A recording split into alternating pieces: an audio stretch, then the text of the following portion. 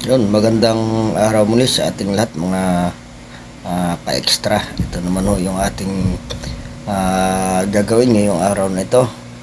Ang napakasarap at pwede rin yung gawin mga pang negosyo ito mga ka-extra. Kaya ako'y inyong samahan hanggang sa dulo ng ating mumunting video para malaman nyo kung paano natin gagawin ito yung ating masarap na pang negosyo at pang merenda ngayong araw na ito sa madaling paraan lamang. Kaya ako'y samahan muli hanggang sa dulo ng ating video mga ka-extra. Kaya tara na at ako'y inyong samahan muli hanggang sa dulo. Ayan na. Kaya tara na mga ka-extra.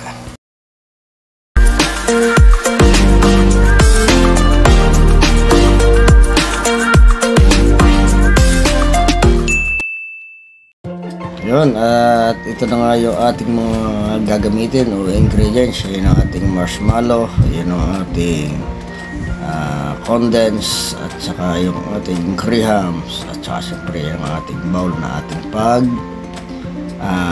lalagyan ng ating mga sangkap. Yan. Ngayon, maglagay muna tayo ng ating grahams sa ating cup. Yan ating unahin. Yan. Graham powder ang ating gamit yan mga ka-extra. Yan. At ito naman isang ating lagay dito sa kabilang pinggan ay yan ang ating lalagyan mamaya o nung ating binilog na produkto, yung ating graham balls. Yung graham balls ang ating gagawin ngayon. Kaya tutukan nyo maigi mga ka-extra yung ating paggagawa, at sakaling kayo matuto ay napaka gandang pang negosyo nito. Yan, inihalo ko na rin yung ating condensed sa ating graham powder, at kinakailangan nating i-mix siya ng magandang pagkakamix. Yung pinong-pino ang ating pagkakamix dapat gawin dyan mga ka-extra. At saka nako mga ka-extra, makakatipid kayo dong maigi pagka kayo'y natuto nito, at pwede yung pagkakitaan ng maganda sa maliit na puhunan lang, kasi tatlong klaseng ingredients lang yung ating gamit dyan. Ayan. Medyo kulang ng konti tayo magdadagdag ng ating condense. Ayan. O yung ating gatas. Ngayon mga ka-extra ay yung kumpletong ingredients nito mamaya natin ilalagay doon sa ating description. Doon na lang nyo bulang katin sa ating description ang pagkakasunod-sunod ng ating paggagawa nito. Ayan.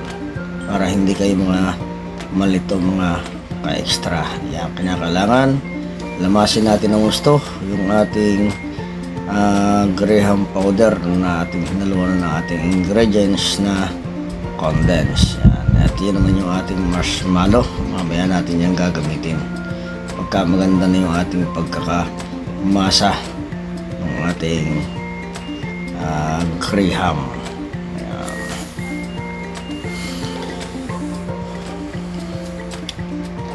At yun ang mga ating bowl, yung ating paglalagyan ng ating natapos ng nagawa. Ayan. At yan ay mga ka-extra, hindi na nyo kailangang lutuin. Yan, kinakailangan bilog-bilogin na lang ninyo. Ito hindi ko na sinukat ang kapag bilog-bilog nito dahil ito ay pang sarili lang. Pero kung gagamitin nyo pang negosyo yan mga ka-extra, kinakailangan ay inyong sukatin. Bahala na kayo kung gaano kalaki ang inyong gagawin sa inyong graham balls para mas maganda ang magiging income nyo. Ayan. Ay nilagyan ko na nga pala yan ng marshmallow doon sa loob. Ayan. Nakalimutan ko lang ipakita guys sa inyo, at Ayan, isinulbot na natin dun sa ating Graham powder. Ayan. Ayan, okay na. Nakaisa na tayo ng ating na bilog. Ayan. Medyo malalaki yan kasi pansarili lang yan mga ka-extra.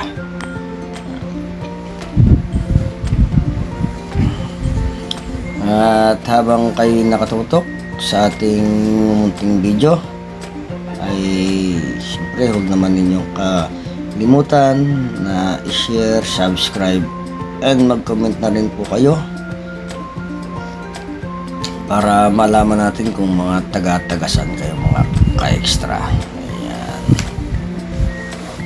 At yung mga comment nyo mga ka-extra at sharing, napakalaking bagay yan sa inyong extra sarapist. Ayan. Kaya huwag kayong bibitaw hanggang dulo sa ating video. Ayan. Counting bilo-bilo lang. Napakasimple lang yan paggagawa ng inyong Graham balls.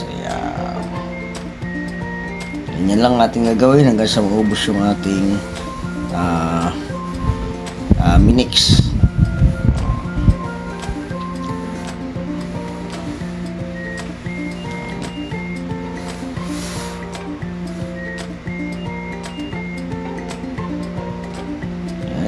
Ulit-ulit lang na inyong isusulbot dyan sa ating powder. Ayan. Hanggang sa matapos yan, ganyan yung ating gagawin. Pumasok pa yung aking simingming na makulit. Ayan. At akala siguro niya ay makakain na kaagad. Ayan, nangihingi na yan dyan. At pag natapos nga pala ito, lahat nating mabilo-bilo ay ipapasok muna natin yan sa ating rep para mas maganda yung kalabasan ng ating Graham. Saka natin pwede na yan kainin. Pwede na naman natin kainin yan kahit hindi natin na lagay sa freezer yan. Pero mas masarap kung medyo malamig ang inyong pakaramdam pagkain yung kinakain yung ating Graham balls mga ka-extra. Ayan. Kipi-kipi lang ng kaunti. Ayan.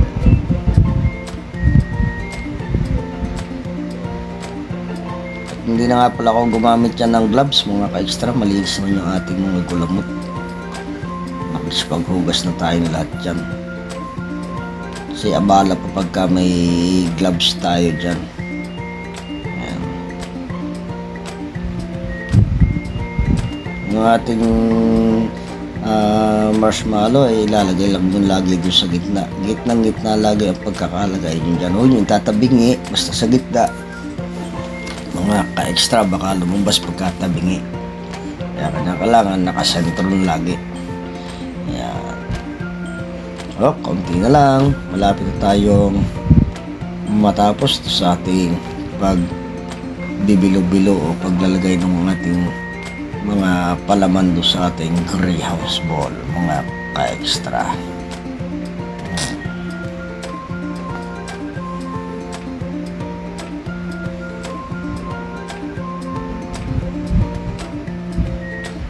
Yan, sa mga gustong maglingos ng ganyan, ayan, may idea na kayo dyan mga ka-extra. Napakadali na lang ninyong makakagawa niyan at sigurado lalo ngayon sa pagbabalik ng mga eskwela, nako, siguradong dudumugin niya ng ating mga estudyante at yan ay siguradong paborito lang yung ganyang mga Graham balls na ganyan mga ka-extra. Yan, tamang-tama pag nakagawa kayo dyan ng mga 100 piraso, siguradong hindi na abutin sa inyo ng 1 oras at siguradong mabuhos kulang pa sigurado mga ka-extra pag natikman nyo ang lasa niyan.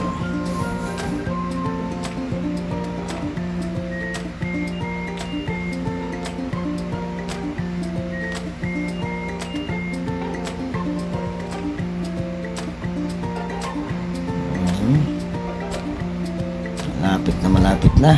Ilang segundo lang matatapos na yung ating bibilog-bilog ng ating Graham balls.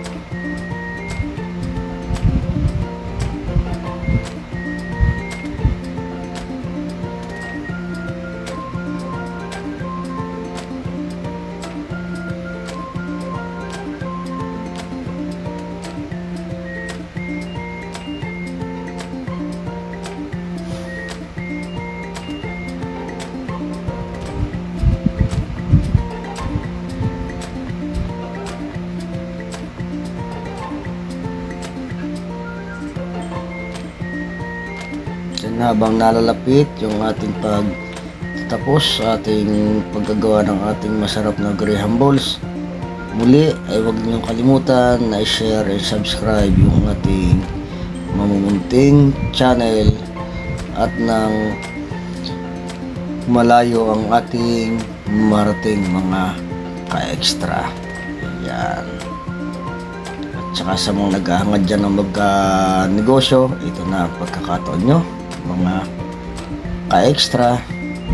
Ayan. At sana ay may natutunan kayo dito sa ating muling inihandog ng inyong extra sarapis na pangkabuhayan. Ayan.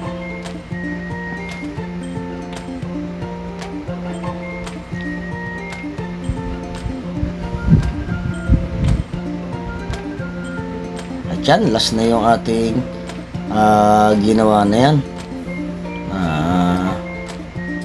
Graham balls. Yun, last na. Kaya yun, maraming salamat muli mga ka-extra sa inyong walang sawang pagsubaybay dito sa ating mamumunting channel. Ayan, simple yan, wala nang luto-luto yan mga ka-extra. Kaya tipid na tipid kayo sa trabaho dito sa ating ginawang masarap na pang negosyo ngayon o magandang pang negosyo mga ka-extra. Ayan. Ayan na yung ating finished product mga ka-extra, at yan ay ilalagay na lang natin sa ating mga freezer. Mga 1 oras okay na yan, napakasarap na yan lalo pag yan ay malamig. Nakagawa rin tayo ng 7 piraso doon sa ating tinimpla kanina. At yon, naroon nga pala lahat sa ating description box ang ating lahat ng ingredients yan mga ka-extra. Ayan. Maraming salamat muli sa inyong walang sawang pagsubaybay dito sa ating mamunting channel. Bye bye mga ka-extra.